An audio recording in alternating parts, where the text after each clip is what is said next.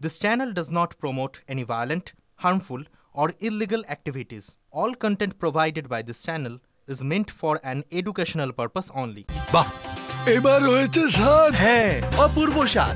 MDH এর চাঙ্কি চাট মশলা জীবনে আসল স্বাদ জাগলো। আসল মশলা yes MDH। আমরা নজর রাখবো বাংলাদেশের দিকে। ইউনূসের রক্তচাপ আরো খানিকটা বেড়ে যাচ্ছে। বাংলাদেশে ফেরার ইঙ্গিত দিয়েছেন এবারে শেখ হাসিনা। ইউনূসের বিরুদ্ধে একটি অডিও বার্তা, সেই অডিও বার্তায় তিনি আবারও গর্জে উঠেছেন। ইউনূসের সরকার জঙ্গিদের আশ্রয় দেয়, তোপ হাসিনার। মোহাম্মদ ইউনূস নির্বাচন করার লোক নয়, আশঙ্কা হাসিনার। বাংলাদেশকে কাঙ্গাল করেছেন ইউনূস, হুঙ্কার আওয়ামী লীগ নেত্রী। একটা দেশকে সম্পূর্ণ ধ্বংসের দিকে সে নিয়ে যাচ্ছে, পুরো ধ্বংসের দিকে নিয়ে গেছে। কিন্তু বলছে আমরা কি সব করে ফেলবে। আর অনেকে বলছে নির্বাচন। আমি বলছি ইউনূস কিন্তু নির্বাচন দেওয়ার লোক না। আন্তর্জাতিক ভাবে অর্থনৈতিক মন্দা, সেখানেও কিন্তু আমাদের প্রতি বছর বাজেট বৃদ্ধি পেয়েছে, কিন্তু এবার সেখানে কমে গেছে। প্রত্যেকটা প্রতিষ্ঠান যেগুলি আমরা করেছি সবগুলি ধ্বংস করে দিয়েছে।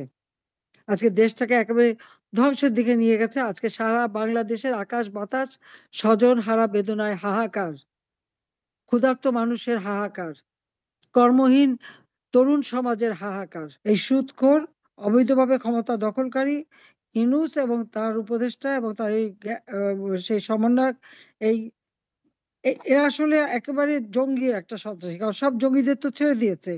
এই জঙ্গিদের হাত থেকে বাংলাদেশটাকে মুক্ত করতে হবে। ইনশাল্লাহ আমরা একদিন তা করব, এবং যারা এই ধরনের নির্যাতন করেছে তাদের বিচার, এবং এই ইউনূস সহ তাদের বিচার বাংলা মাটিতে ইনশাল্লাহ হবেই হবে। চলতি বছর নয়, আগামী বছরেই হবে বাংলাদেশের সাধারণ নির্বাচন। সাঁড়াশি চাপে অবশেষে বাংলাদেশে ভোটের দিনক্ষণ ঘোষণা করেছেন মোহাম্মদ ইউনূস। জাতির উদ্দেশ্যে ভাষণে তিনি স্পষ্ট জানিয়েছেন 2026-এর এপ্রিলের প্রথমার্ধে বাংলাদেশে ভোট হবে। নির্বাচন কমিশন নির্দিষ্ট সময়ের রোড ম্যাপ দেবে। এবছর ডিসেম্বর মাসের মধ্যে নির্বাচন চেয়েছিল বিএনপি, এই নিয়ে চাপ বাড়িয়েছিল সেনাও, কিন্তু সেই ডেডলাইন মানলেন না ইউনূস। কৌশলে 26-এই ভোট নিয়ে গেলেন অন্তর্বর্তী সরকারের প্রধান উপদেষ্টা। সুষ্ঠু অবাধ নির্বাচনের লক্ষ্যে যাতে উপযুক্ত পদক্ষেপ করা হয় সে ব্যাপারেও আর্জি জানিয়েছেন ইউনূস। আর বিএনপির চাপ কিন্তু কমছে না, বিএনপির প্রবল চাপটা বেড়েই চলেছে। তাতেই কার্যত দিশেহারা এই মোহাম্মদ ইউনূস। ডিসেম্বরের মধ্যে বাংলাদেশে নির্বাচনের দাবিতে এখনো পর্যন্ত অনড় রয়েছে বিএনপি। 2026 এপ্রিলের প্রথমার্ধে জাতীয় নির্বাচনের কথা ঘোষণা করেছেন বাংলাদেশের অন্তর্বর্তী সরকারের প্রধান উপদেষ্টা মোহাম্মদ ইউনূস। এপ্রিলের ভোট হলে আবহাওয়া প্রতিকূল থাকার আশঙ্কা থাকছে। এছাড়াও সেই সময় রমজান চলবে, প্রবল গরম এবং রমজানে প্রচারে অসুবিধা হতে পারে।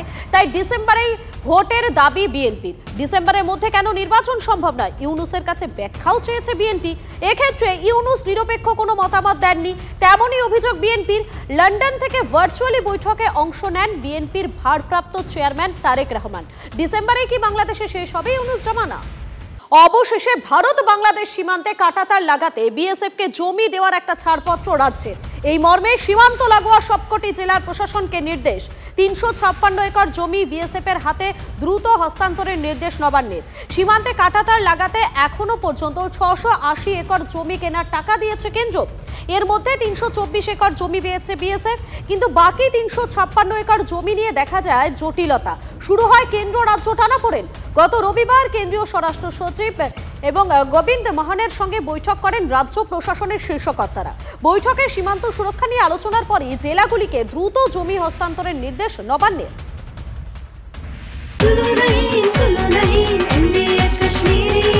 আরে কম দে কিন্তু খাঁটি দে। MDH কাশ্মীরি লাল লঙ্কার গুঁড়ো। MDH